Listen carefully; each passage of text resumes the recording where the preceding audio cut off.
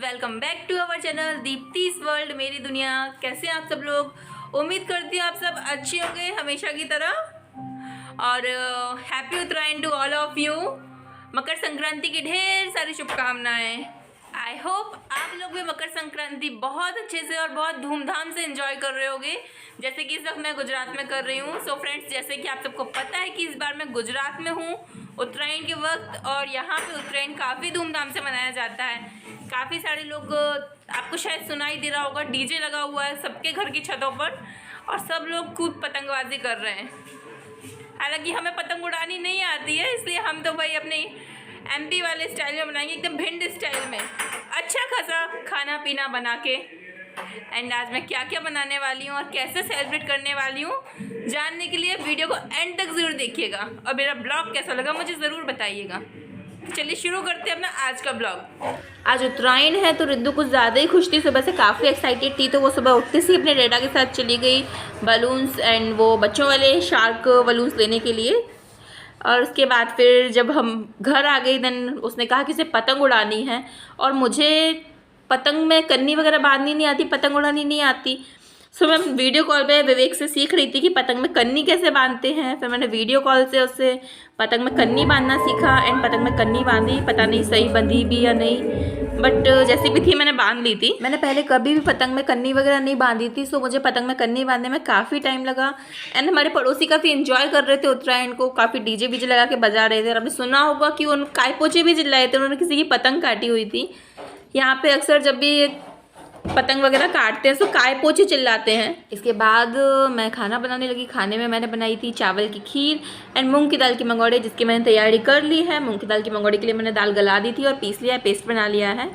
And उसके साथ green pest है जिसमें मैंने हरी मिर्ची एंड धनिया, लहसुन, लौंग, काली मिर्च, अदरक वगैरह को भी पीसा है। काफ़ी टेस्टी बनती है ये मंगौड़ी, आप लोग भी ट्राई कीजिएगा। खीर एंड मंगौड़ी की रेसिपी की लिंक मैं डिस्क्रिप्शन बॉक्स दे दूंगी, आप चाहें तो वहाँ से जाकर देख सकते हैं। इसके साथ ही मैंने बनाया फूल गोभी, आलू मटर टमाटर की सब्ज़ी एंड साथ में पूड़ी बनाई थी, क्योंकि त्यौहार का माहौल था तो पूड़ी तो बनानी ही थी। और उसके साथ मैंने बनाई मंगौड़ी, जो कि हमारे यहाँ की काफ़ी फेमस है। मतलब संक्रांत पे तो बननी ही बननी है, वैसे बने ना बने, लेकिन संक्रांत के दिन मंगौड़ी और खीर बनती ही है हमारे यहाँ। और इसके साथ ही मैंने कुछ बड़े बड़े मूंग की दाल के बड़े भी बनाए थे, जो कि आखिर में मैंने सिर्फ 3-4 ही बनाए थे अपने लिए, जो कि मैं दही के साथ खाती हूँ। मुझे दही बड़े, इसके दही बड़े काफ़ी पसंद है। और ये हमारा उत्तरायण स्पेशल खाना तैयार है। खाना खाने के बाद रिद्धू और उसके डैडा गए पतंग उड़ाने, जो कि उनसे उड़ी नहीं, तो बेचारे फिर वापस भी लौट आए। लौट के आने के बाद रिद्धू काफ़ी उदास हो गई थी, तो फिर उसके डैडा उसके लिए 2 और हीलियम गैस बलून लेकर आए, जिसके बाद काफ़ी खुश हो गई। और उसको हमने बाहर रेलिंग से बांध दिया था, तो वो अपने आप ही हवा में उड़ रहे थे। रिद्धू को लग रहा था कि वो काइट उड़ा रही है और काफ़ी खुश थी वो उनको देखकर। इसमें मैंने हमारे घर के बाहर जो पतंग उड़ रही थी वो कैप्चर करने की कोशिश की थी, बट वो तो हुई नहीं। लेकिन हमारी रिद्धू की पतंग ज़रूर कैप्चर हो गई, जो कि हीलियम गैस से भरी हुई थी और अपने आप उड़ रही थी बिना किसी मेहनत के। पर अगर आप शायद गौर से देखेंगे तो आपको यहाँ पर 2-3 पतंग तो दिख ही जाएंगी, जो कि क्लियर शायद दिखाई दे रही है, बट कोई ना, धूप थी ना काफ़ी ज़्यादा। और यहाँ रिद्धू फुल टशन में चश्मा वश्मा लगवा के पोजेस मारते हुए और वीडियो बनवाते हुए अपना। मैं यहाँ विवेक से वीडियो कॉल पे बात कर रही थी। विवेक का वीडियो कॉल आया हुआ था, जिसमें वो मुझे अपनी पतंग उड़ाते हुए दिखा रहा था, जो कि ऑब्वियसली सनलाइट होने की वजह से मुझे दिखाई नहीं दी, बट उसे काफ़ी मज़ा आ रहा था पतंग उड़ाते हुए। सही है।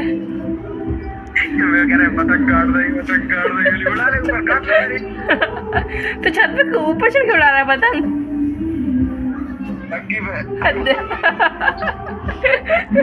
सही है। यार रिद्धू अपने विवेक मामा को काफ़ी मिस कर रही थी, बिकॉज ऑफ सिर्फ वही था जिसे पतंग उड़ानी आती थी, बाकी हम लोगों में से किसी को पतंग नहीं उड़ानी आती थी। लास्ट 2 टाइम्स उत्तरायण पर विवेक ही रिद्धू को पतंग उड़वाता था। सो इस बार उसने उसे काफ़ी मिस किया, बिकॉज ऑफ वो नहीं था तो वो पतंग भी नहीं उड़ा पाई। और यहाँ पर रिद्धू नीचे खेलने जाने की ज़िद कर रही थी, और देखिए कैसे पप्पी फेस बनाकर हम लोगों को बोल रही है प्लीज़ हमें जाने दो। लेकिन यहाँ हम किसी को जानते ही नहीं है, तो कैसे जाने दें? अभी अभी तो शिफ्ट किया है, किसी को जानते ही नहीं है। लेकिन इसका पप्पी फेस और इसका नाटक देखो, कितने प्यार से और भोली बन के बोल रही है कि प्लीज़ प्लीज़ प्लीज़ हमें जाने दो। और ये देखो ना सुनते हुए किसी की जाने लगी। Happy Uttarayan to all of you guys. और यहाँ हम अपने बालों को लहराते हुए झटक कर जुल्फ जब तुम तौलिए से बारिशें आजाद करती हो, अच्छा लगता है। इसके बाद रिद्दू की पतंग नीचे गिर गई थी, तो उसको हम लोगों ने ऊपर खींचा और फिर उसको उड़ाने की कोशिश की। मुझसे अकेले उड़ाते नहीं बन रही, तो दीदी ने कन्नी दी और कन्नी दे के हमने ट्राई किया उड़ाने का, पर लाख कोशिश करने के बाद ये पतंग नहीं उड़ी। और यहाँ हम रील्स बना रहे थे जिसमें हम रिद्दू का बलून लिए हुए थे। रील्स बनाते हुए कब उसका धागा टूट गया हमें पता ही नहीं चला और कब वह उड़ गया। जब तक हमें पता चला वो हमारी पकड़ से बहुत दूर जा चुका था, जिसके बाद दी को टेंशन हो गई। अब रिद्दू बहुत रोएगी। और फिर हम लोग वो बलून देखने लगे जो कि आगे जाकर बिजली के तारों में उलझकर ऐसे बैठ गया था जैसे किसी ने उसके लिए झूला लगाया हो। और अब तक रिद्दू को भी उसके बलून के बारे में पता चल चुका था। देखिए वो कैसे रो रही है और दीदी से चॉकलेट खिलाकर मनाने की कोशिश कर रही है।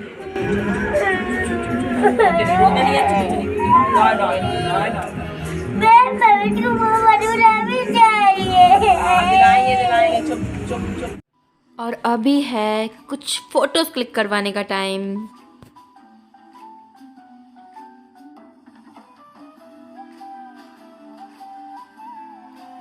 रिद्दू को चुप कराने के लिए उसे शार्क दी गई और अब देखिए वो शार्क के साथ कैसे पोजेस मार रही है। फिर से ये उल्टा क्यों घूम रही है? मेरे साथ भी। और यहाँ पर मैं भी रिद्दू के साथ आकर गोल गोल घूमने लगी, जिससे रिद्दू चिढ़ गई और चिढ़कर वो शार्क लेकर मेरे पीछे भागने लगी कि मैं आपको शार्क से खिला दूंगी। और फिर शार्क लेके पीछे भागने लगी। देन आफ्टर उसने जब सुना कि उसका फेवरेट गाना चल रहा है तो वो भी मस्ती करने लगी।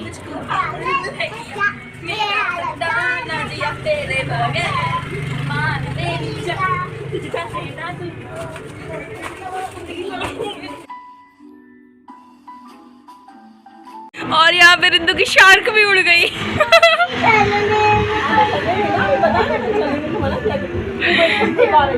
रिद्दू के पास जो 3-4 बलून्स थे उनमें से पहले ही एक उड़ चुका था और दूसरा शार्क भी उड़ गई। अभी चिड़िया बाकी थी, तो हम लोग हंस रहे थे कि हम चिड़िया को भी उड़ाएंगे, जिसे सुनकर वो और ज़्यादा रोने लगे। और यहाँ हमने अपनी पतंग को ना बलून्स के ज़रिए उड़ाने की कोशिश की, लेकिन हम यहाँ भी फिर हमारी पतंग ने कसम खा रखी है कि हम उड़ेंगे ही नहीं। उड़ा के देख लो। और ये दीदी रिद्दू का चश्मा ट्राई करते हुए वैसे अच्छी लग रही हैं। Again photo time. और यहाँ पर रिद्दू अपनी चिड़िया के साथ साथ यूनिकॉर्न भी ले आई, शायद अब इन्हें भी उड़ाना है। और ये है हमारे घर के बाहर का सनसेट, जिसके साथ साथ हम आपको पतंग भी दिखाने की कोशिश कर रहे हैं, लेकिन पतंग अभी भी क्लियर नहीं आ रही। लेकिन हाँ, अभी देखो कुछ पतंग दिखाई दे रही हैं। शाम का वक्त हो गया है, लेकिन अभी भी यहाँ पर पतंगबाजी बंद नहीं हुई है। अभी भी काफ़ी लोग यहाँ पर पतंग उड़ा रहे हैं। उत्तरायण सेलिब्रेट करने के बाद हम लोग आए हैं बाहर एक काठियावाड़ी ढाबे पर डिनर करने के लिए। मुझे काफ़ी टाइम से काठियावाड़ी खाना खाना था, तो जीजू आज लेकर आए हैं काठियावाड़ी खाना खिलाने के लिए। बोल रहे थे कि यहाँ का खाना काफ़ी टेस्टी है। सो अभी हम लोग जस्ट बैठे हैं और वेट कर रहे हैं मेन्यू वगैरह का। तो मेन्यू आ गया है और अभी देखते हैं इसमें कौन कौन सी डिशेज़ हैं। दीदी सेलेक्ट कर रही हैं कौन सी डिश हमें ऑर्डर करनी है। सो फाइनली सबसे पहले जीजू ने मंगा लिया है अपना favourite starter masala papad, and आ गया है हमारा खाना, जिसमें हमने मंगाया था डूंगरी गाठिया, रोटी एंड दही भिंडी, और साथ में थे लहसनिया आलू क्या बोलते हैं, बटाटा, लहसनिया बटाटा। सो खाना काफ़ी टेस्टी था, एकदम उसका टेस्ट है हमारे नॉर्मल खाने से बिल्कुल हटके था। मुझे वो खाना काफ़ी पसंद आया। खाना खाने के बाद हम लोग निकल गए स्मृति वन घूमने के लिए, जो कि मैं काफ़ी दिनों से लगी हुई थी। इवन जब से आई थी मैं तब से ही लगी थी कि मुझे वो जो पहाड़ी पे जो किला दिख रहा है ना, वो घूमने जाना है। लेकिन जीजू ने बताया कि वो किला नहीं था, वो स्मृति वन है। देन हम लोगों ने डिसाइड किया कि ठीक है स्मृति वन है तो स्मृति वन घूमने जाना है। सो फाइनली आज मेरा मुहूर्त लग गया स्मृति वन जाने का और मैं जा रही हूँ स्मृति वन। देखती हूँ वहाँ पर क्या है। अभी तक तो उसके बारे में कुछ भी नहीं पता, वहाँ चल के देखती हूँ क्या है कैसा है। बड़ी एक्साइटेड होकर मैं आज स्मृति वन घूमने आई थी, लेकिन यहाँ आई तो पता चला कि म्यूज़ियम तो बंद हो गया है। बाकी ओपन एरिया घूमना चाहें तो घूम सकते हैं। और हम यहाँ पे आए हैं जो कि बंद है। बताओ, पूरा मूड ही ऑफ कर दिया, मूड ही ऑफ कर दिया घूमने का। हमारा काफ़ी मन था घूमने का, तो हमने सोचा कि म्यूज़ियम हम फिर कभी घूम लेंगे, अभी जो ओपन एरिया है हम वो घूम लेते हैं। एंड जीजू को कुछ काम आ गया था तो वो हमें छोड़कर अपना काम निपटाने चले गए और हम लोग चले गए घूमने। तो यहाँ पर हमने सबसे पहले लिया टिकट। स्मृति वन घूमने के लिए टिकट भी लगता है, जो कि काफ़ी सस्ता है, सिर्फ 20 रुपये। हेलो फ्रेंड्स, तो आज हम लोग आए हैं स्मृति वन घूमने के लिए, जहाँ की दोपहर में आना चाहिए था घूमने, बट हम लोग आए हैं रात के वक्त। तो यहाँ पे जो म्यूज़ियम था वो तो बंद हो गया है, बट यहाँ पे 2 किलोमीटर का ओपन एरिया गार्डन है, तो अभी हम लोग वही घूमने जा रहे हैं। देखते हैं वो कैसा है, मिलते हैं फिर आपसे। मैंने यहाँ पर सुना है स्मृति वन 2001 के भूकंप के दौरान जो 13,000 लोगों की मौत हुई थी उनकी श्रद्धांजलि के लिए बनाया गया था, इसलिए इसका नाम स्मृति वन रखा गया। स्मृति वन पूरा 470 एकड़ क्षेत्र में बना है, जिसका जो सेंटर पॉइंट है वो भुज में है, जहाँ पर हम अभी घूमने आए हैं। भुज में 2001 के बाद यहाँ पर कोई भी मल्टीप्लेक्स नहीं बना है, इवन बनाना बैन है। यहाँ पर ज़्यादातर सिंगलेक्स और डुप्लेक्स बिल्डिंग ही देखने को मिलती है। यहाँ पर जो भी मल्टीप्लेक्स है वो 2001 से पहले की ही बनी हुई है। मैंने भूकंप के बारे में सुना हुआ था, लेकिन ये नहीं पता था कि यहाँ पर इतनी ज़्यादा जनहानि हुई थी, इतने सारे लोगों की डेथ हो गई थी। भगवान उनकी आत्मा को शांति दे। ओम शांति। वॉक करने के लिए एरिया अच्छा है, मॉर्निंग और इवनिंग वॉक हो और आपको पैसे दे के करनी हो ना, कि भाई पतला होना है, अच्छा खासा मोटिवेशन मिल जाएगा। और फिलहाल हम लोग जा रहे हैं सनसेट पॉइंट पर। बाकी ये जो घुमावदार पहाड़ी और रास्ता है, उसके ऊपर से ये अंधेरा है, क्या ही बोलें, कुछ कह नहीं सकते। बस जगह जगह पे रिंग लाइट लगा रखी हैं, जो कि रोशनी पूरी तरह से कर पाने में सक्षम नहीं हो पा रही हैं। और रिद्धू थक गई है, दीदी को परेशान करने लगी है। वहाँ दीदी कांटियाँ लग जाएंगी। और ये है खुफिया द्वार, जो कि जाने पता नहीं कहाँ जाता है। खैर हमें तो यहाँ जाना है। तू मान मेरी जान,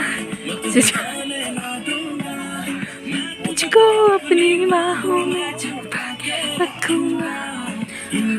और यहाँ पे पैरों का दर्द हो गया है गायब। अपने फेवरेट गाने पे डांस करते हुए रिद्धू जा रही हैं आगे। यहाँ हम लोग अकेले जा रहे थे और पहली बार जा रहे थे। अंधेरा भी काफ़ी था और आसपास मतलब इतने पेड़ थे और रास्ते में कोई दिख भी नहीं रहा था, काफ़ी डर लग रहा था। एंड फाइनली हमें एक ग्रुप मिल गया जो कि म्यूज़िक प्ले करते हुए आराम से मस्ती से जा रहे थे।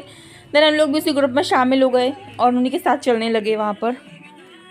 और हंसते गाते खेलते कब रास्ता कट गया पता ही नहीं चला। पहली बात होगी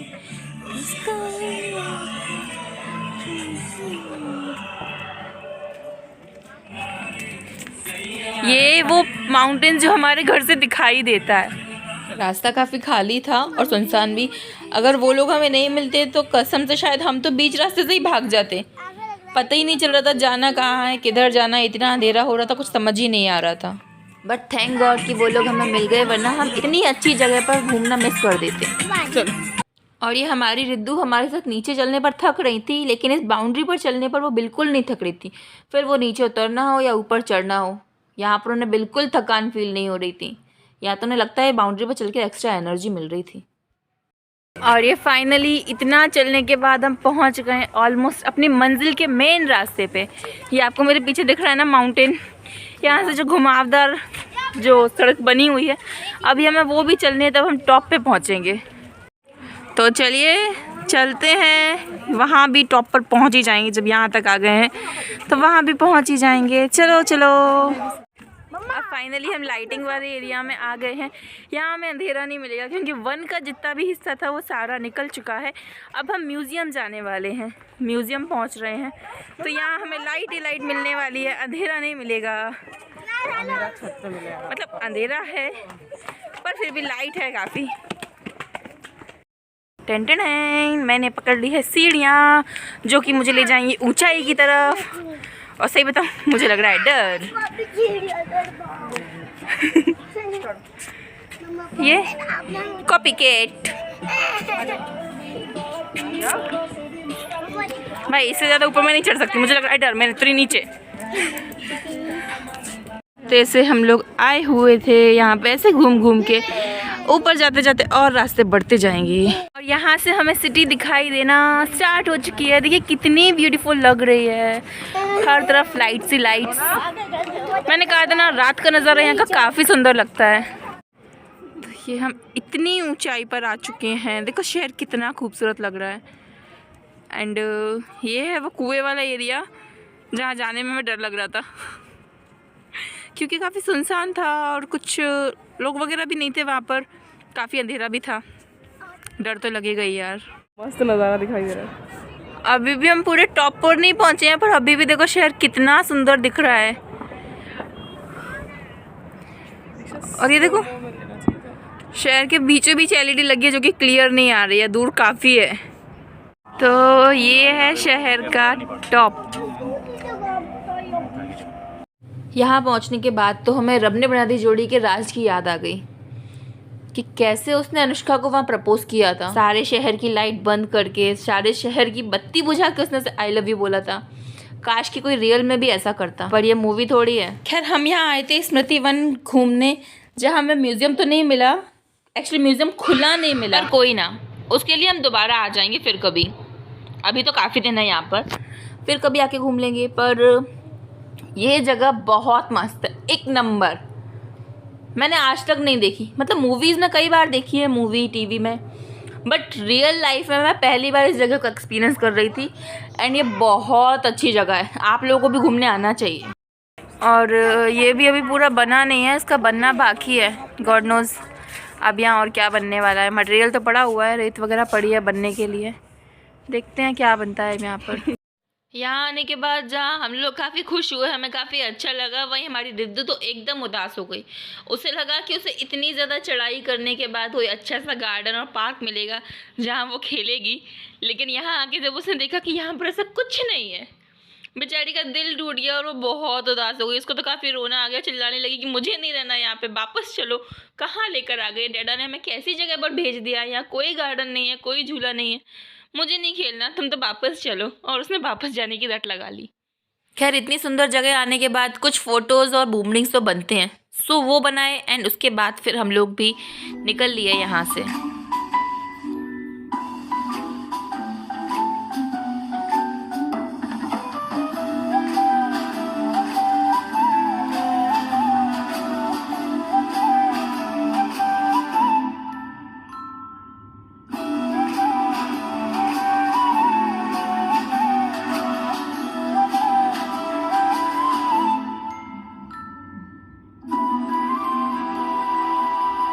तो हम चल दिए हैं वापस, और यहाँ से वापस जाते टाइम रितु काफ़ी नखरे कर रही थी, बिकॉज वो थक गई थी काफ़ी ज़्यादा, कि अब वो पैदल नहीं चल पाएगी, उसे गोदी ले लो। तो हम लोग भी थक गए थे, तो फिर हमने उसे पीठ पर ले लिया, पिट्ठू बैग की तरह लटका लिया, निकल गए घर के लिए। हेलो फ्रेंड्स, तो जैसा कि आपने देख लिया, हम सनसेट पॉइंट पर आए हुए थे और यहाँ से हमने पूरा शहर देखा, काफ़ी सुंदर लग रहा था जो कि। तो अभी घूमना फिरना हो गया है और रात भी काफ़ी हो गई है, ये बंद होने का वक्त हो गया है। सो अभी हम लोग वापस जा रहे हैं, चलिए चलते हैं वापस, पहुंचते हैं घर। आपको हमारा आज का ब्लॉग कैसा लगा हमें कमेंट करके ज़रूर बताएं। अच्छा लगा हो तो प्लीज़ लाइक करें, शेयर करें और हमारे चैनल को सब्सक्राइब करना बिल्कुल भी ना भूलें। Okay bye, thank you for watching. मिलती हूँ आपसे अपने अगले ब्लॉग में, तब तक के लिए stay happy and healthy, bye bye.